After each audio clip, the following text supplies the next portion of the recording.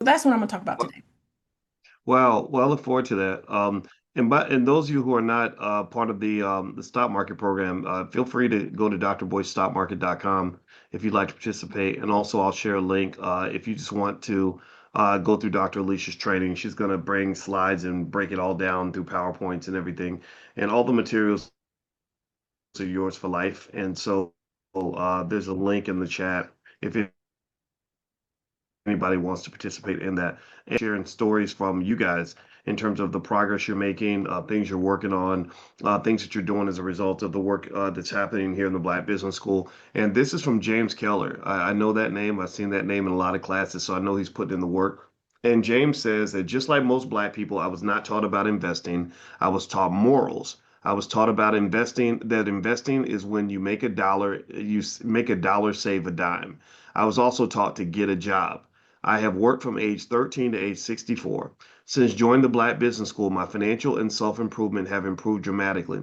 Since joining the BBS and investing in the stock market, my income, pay attention, this is the stuff that I'm always interested in. He says my income now surpasses my pension benefit. Right? So what sounds like James has unlocked is a simple reality that says that if you're an investor, that can expand your income possibilities and literally give you more income outside of your job than you get from your job, or outside of your pension than you get from the pension. And that's really, really significant. And he says, I appreciate Dr. Boyce's trainings. He makes it simple and explains it in a way that a 2-year-old can understand. Thank you for saying that. He says, I don't have a college degree, I have a GED. So Dr. Leach, I want to get into this because you and I are a couple of know-it-all college professors, and sometimes we run into people that really think that making good financial choices is only for the elite and the people with letters behind their name and people that are born in wealthy households, and that's just a big old myth. I think a lot of this. What you're talking about with say the Hermetic principles and the metaphysics of wealth, it seems like in the subconscious mind, that's what I think about too, when with your expertise in that area, that really it's about what you believe about yourself. Like your self-belief plays a big part in this. The beliefs you were taught as a child can affect how you navigate life as an adult.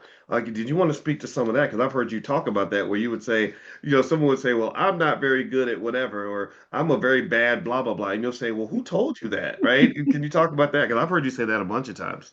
Yeah, I mean, it's thinking about your thinking and where it came from.